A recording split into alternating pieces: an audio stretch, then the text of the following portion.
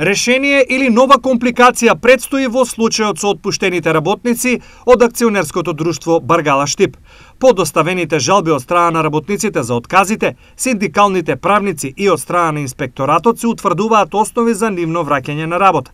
Според наши информации, трудовиот инспекторат веќе утврдил дека основот по кој тие се доделени е незаконски.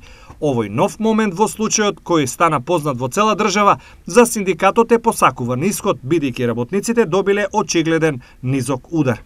Не беше очекувано дека ќе донесете едно вакво решение, бидејќи имаше низа пропусти во отказните решенија кои што беа дадени, така да ние и уочувавме на таквите пропусти кои што беа и инсистиравме да бидат вратени назад.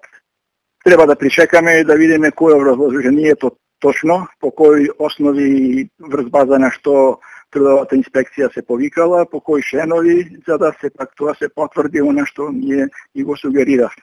Во меѓувреме судот треба да се произнесе по синдикалната иницијатива за отпочнување стечајна постапка за Баргала.